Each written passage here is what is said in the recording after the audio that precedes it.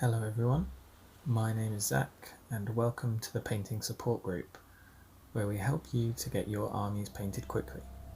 First of all, we'll look at a really simple way of painting Nighthaunt, primarily only using the paints you get in the start painting set, and then with a few more to make them extra cool. So first, you're going to want to undercoat your model white.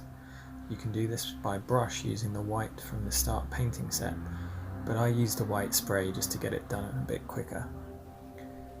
Then you're going to want to paint all over with the Nighthaunt gloom. This is a nice messy stage, so if you have a big old brush that would be great. You really want to get the paint into all the recesses. If you're painting a whole army, then batch painting at this stage is a great idea, as you can leave the Nighthaunt gloom to dry while you paint the rest of the models in the unit.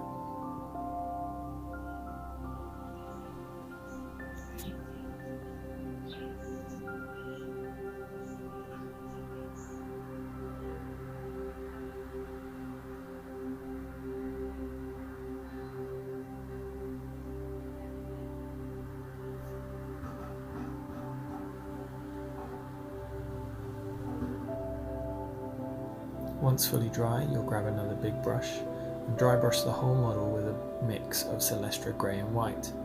If you have it, using Ultra grey or even Pallid Witch Flesh will take out the need for mixing. A dry brush is when you get the paint on the brush and then wipe most of it off before brushing it over the whole model. This means the drier paint only reaches the raised parts of the model and leaves the lovely darker colour, in this case Nighthaunt gloom, in the recesses.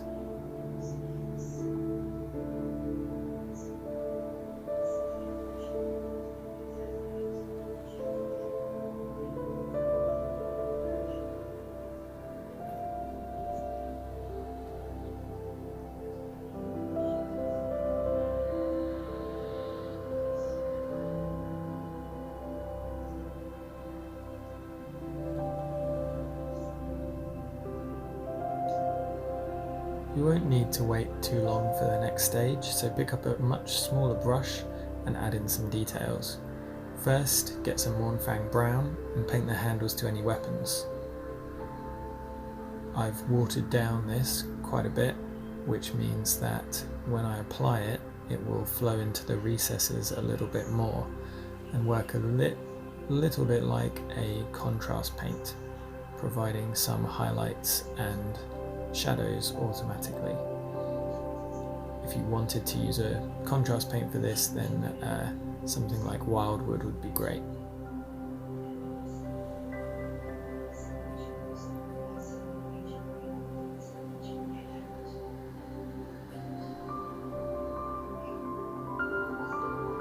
Then you're going to clean your brush thoroughly and get out Lead Belcher.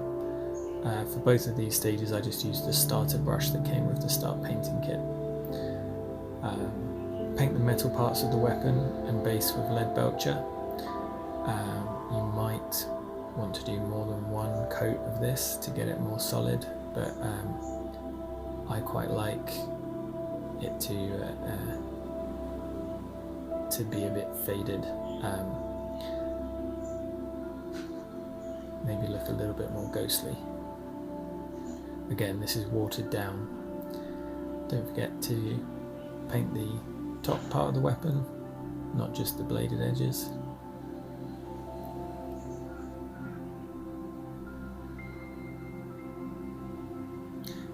At this stage, your model is battlefield ready, and you've only used the paints from the start collecting set. So now, with a few extra paints, we can really add some detail and interest.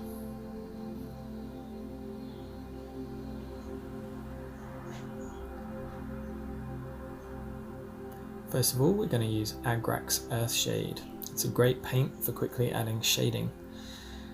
You're going to want to paint it all over the metal and the wood, but keep it away from the bright white of the ghostly boy.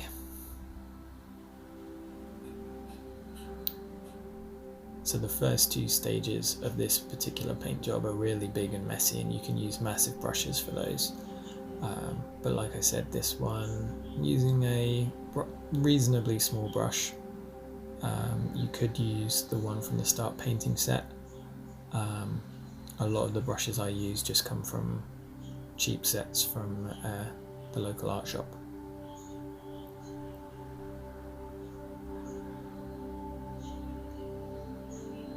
You can also use Agrax Earthshade to paint over any stonework that's on the base, just to give some shading there. I'm going to do another video on basing later on. But okay, so we can get some extra pop on the actual body of this Nighthaunt by getting a blood effect paint. It's nice and simple. Use again a small brush that's got a nice tip to it, and just paint this over all of the bony parts of the Nighthaunt. Gives a nice, well, no, not nice, a gross and recently flayed look.